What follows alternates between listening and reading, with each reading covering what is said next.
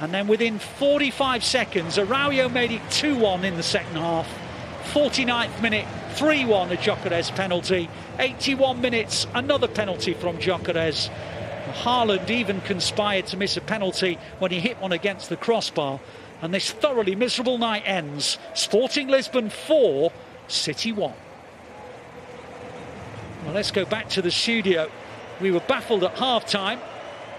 Goodness only knows what description I can give to how everyone's feeling in the studio now. Natalie, over to you. Welcome back to Matchday Live. A very strange football game. My emotions are all over the place at the minute. Do you know what? I'm going to bring in our guests, Shaun, Wright-Phillips and Nedum, and hope that they can do a much better job of verbalising what the heck did we just see, Nedum? Disappointing, really. Obviously, we were saying at half-time that Sporting couldn't really play any worse than they did in that first half. But I think for them to score basically from kick-off in the second half, that's hugely disappointing. You've had time to prepare for that moment. And for them to slice City up open the way that they did is hugely disappointing. But then to have another mistake and before you know it, you're 3-1 down 3 minutes into the half. I mean, it's a terrible start. And at the end of the day, even though we'll say City are a better team than Sporting Lisbon, playing a game away in the Champions League, you can't expect to give up 3 goals and give up goals like that early and, have a chance of being in the game. And in the end, it's weird to say, but, Sporting feel like they were deserved winners, which is not anything I thought I'd be saying at half-time in that game. And that's hugely disappointing. The goals that they conceded, the manner of, say, the missed chances that they had. And again, it is a reminder that in the Champions League, there may be a billion teams in it, but there's some teams in there who will punish you on and off day, and that was certainly one for City. And not really one that we've, overall, and that's certainly not one that we've seen from them, because that's another unbeaten streak broken in a different competition. Yeah, at half-time, we were baffled as to how City were not 2-3-4-0 up. We were baffled how Sporting had scored in a half where City had completely dominated them, and we were questioning if they were the team that we'd been hearing about. And then obviously in the second half, within seconds, they answered those questions, Shaun. I mean, they came out so quickly, like an ideal start for them, and it feels like we were a bit shell-shocked after a couple of minutes. Yeah, it's something that way, but I think in many ways, if you make mistakes at this level, not track runners in so many ways, they can punish you, and in some of those cases, that's what happened. They were willing runners running in behind, stretching our team, and they were making opportunities from it. I think we needed to take our chances, because if you don't take your chances at any level, you tend to get punished, whether the team wins or you end up drawing. You do suffer the consequences sometimes, and I think that's what happened to us tonight. In the first half, we had ample chances to put the game to bed. We didn't, even though we looked comfortable. Teams at home especially will get their chances, and when you've got a man up top like they have, who's on absolute fire this year, he will take some of those chances, and he did that tonight. Obviously, we talked a lot about Gyökeres before the show, saying how good he was, how he was going to be the problem, and he absolutely proved us that discussion that we had right annoyingly. Hat-trick for him tonight. If he wasn't already putting himself on the map with his stats this season, to then get a hat-trick against the former European champions, I mean, everybody's going to be talking about this man now. Yeah, for sure. And I think for him personally, there would be way more eyes on this game now because of Amorim going to take over at United, and people looking at it from different reasons. Some people are seeing a wounded Man City side. Some are seeing an Amorim, let's see what his play is actually like. And I think for Gyökeres, so it's more than 20 goals already this season, is it? Yeah. You could see his strengths. You saw one or two of his weaknesses, but his strengths are, for a team that wants to play in transition, is as good as you can get. I think some of his movement was really good, some of his hold-up play was really good, and as we saw, his finishing's good, and best of all for him, he could take a penalty as well. Of the hat-tricks, getting the chance to score 2 pens is as rare as it comes, but there's an element of composure needed to score both.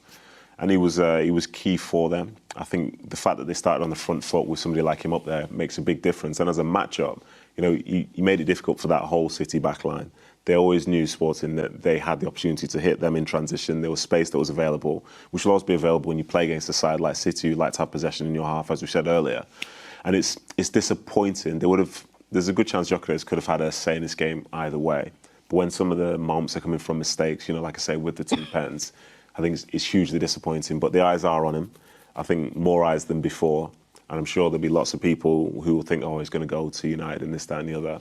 I don't know. I think for how good he's playing now, I think he can aim higher, to be honest. Very nice, Nedum. He always managed to make me smile somehow, Nedum. Thank you very much. Stats on the screen there. So it was 71% at half-time for City.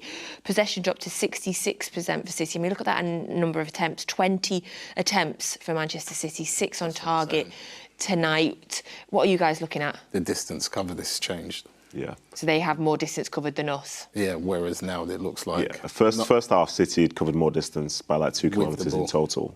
And then second half, they've now covered 2 more and come back. And I think it's a show of intensity from them, or of intent from them. Maybe you could have a decent look about what the splits would be if you look at the City distance covered in the second half. But all of a sudden, you know, things change. And I think for some of those players as well from the sporting side, you know, they knew that they had to raise the tempo. The way that they were playing first half was incredibly passive. But by the time that, you know, this game's said and done, they made City very, very uncomfortable in that second half. And you can see that measured in the stats, which not everyone would care about. Yeah. But that distance covered one is key because it's the same 11 players basically starting that second half, but the outcomes are very different. You know, you're looking at them being top of the tree now for that. And some of that comes because, you know, they had the substitutions and the like. But Phil in that half, due to the way that game's gone, has ended up running, I think it's 4 kilometres, maybe 5. Whereas in the first half, he was sitting at 6.5. You know, that's a significant change in how that game went. You mentioned the penalties before, so 2 penalties for Sporting tonight. City, of course, awarded a penalty as well. And Erling Haaland with a very uncharacteristic miss for his penalty, Shaun. Yeah, I can't. I'm not a great penalty taker myself, especially in big stages, so I can't tell you what he actually did wrong within his head, apart from obviously what we saw, which is hit the crossbar. But for me, I'm used to seeing him do low and hard, not used to seeing him aim that high. And I think if you aim that high, there's always that element that it can keep rising, or it rises too early, and that is normally the end result. But for people like Haaland, they have games where they miss chances. It doesn't stop him. It just seems to fuel him and feed him in terms of now he's wants to correct that in every way, and that's on the pitch. And if a penalty comes again, he'll be working at stuff like that. So for him to miss a penalty, I think people have to understand he's human. He can't score every opportunity he gets. All right, I'd like to try and find some positives, as I always like to. As positives as we can do when City have just lost 3 games back to back to back, which is so rare for us in 3 different competitions as well. Hopefully then, this is our sticky patch and it's gone now. If you were pulling a positive from the game, Nedum, what would you pull? I think it's from this game or just the run in general. I'll give you the run. What I would say is a reminder of how like hugely privileged we are to be Man City supporters, that this is being perceived as a crisis. You know, the League Cup hasn't gone City's way. The league game at the weekend stops a run of 30 games without defeat. You know, we're talking about basically nearly the length of a full season. And then in this now, this is the first loss City have had properly within 20-something games in the Champions League as well. I think it shows how good they were before this point. And for the nature of these games, we've seen so many players be out. They've put a team out which might not necessarily be the first team that would be selected if everybody was available. But we've also seen Jemai Simpson-Poussey play in the Champions League. You know, from the academy standpoint, that's massive. Yeah. I think we've seen Rico Lewis, even though this isn't a great game overall for the collective, I thought he played well as an individual. Yeah. You know, and the way that he plays for City is really exciting because you can sort of see what the future might look like. I think there are other players within this run who've had to step up, like we've gotten a chance to see Matheus Nunes, and he's seen him do very, very well. So I think you can be down on it and be disappointed, but we know that the best is to come. You look at the League Cup, that's definitive, City are out. But you look at the league, they're 2 points off top. You look at the Champions League, if things are still in their hands to where they can still finish in the top 8, you know, this isn't like the end of the road. And maybe this international break, whereas usually for City everybody's away and they're playing games, maybe this one will be different. Maybe this is one whereby the players try and find good health and they can start this next stage, which I would argue is one of the most important stages of the season because there are no breaks from this point. Yeah, the Christmas period. This is when, you know, they can really come into it and they can find the form that will carry them into the second half of the season, as we've historically seen. And of course, before that international break, we have another game on Saturday, a game against Brighton away. So I'll take that as a positive, Shaun, because it's just a few more days until we get the opportunity to win. Yeah, it'll be a tricky game. We're gonna kind of have to do to Brighton in many ways what's been done to us over the last few games, and Brighton attack when they haven't got the ball like that too. So, apart from them both trying to keep good possession of the ball, when they get the chances, they're gonna have to take them, because it's a tricky place to go to, Brighton, especially with the way they're playing, the players they got playing well up front, especially Danny Welbeck. He's probably in the best form, I would say, of his career right now, in terms of not just his goals, just his all-round play and health.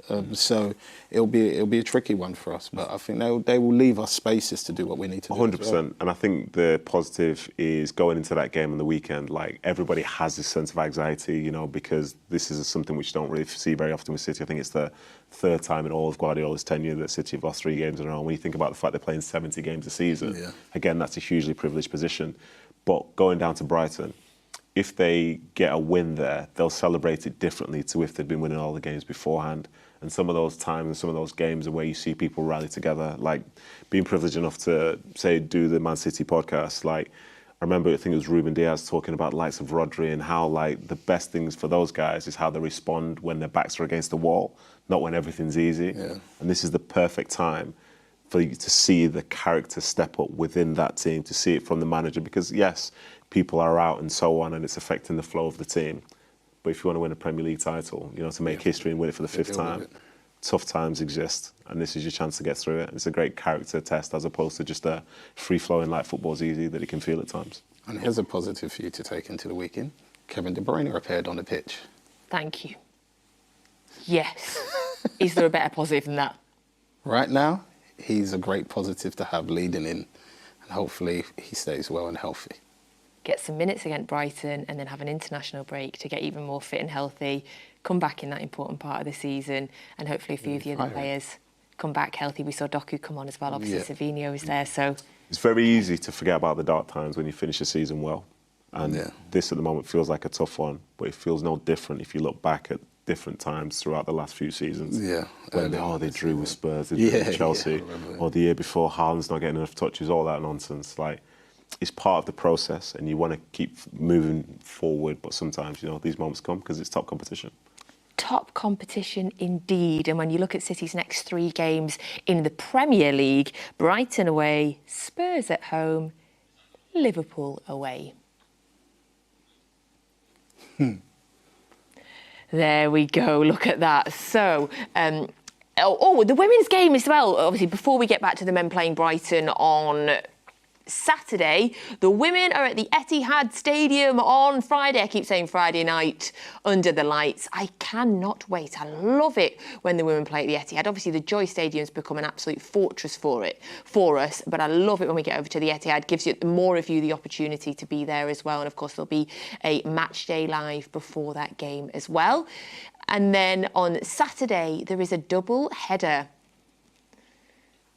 So you've got the under-18s play Derby away. That is a 12 o'clock kickoff. Will be on air from 11:45. And then Saturday, 5:30, that is Brighton. Of course, the men in the Premier League will be on air from 4:10 for that one. So that's your next 3 games that you'll get here with us. And there is still tickets available for the women's game if you're not going yet.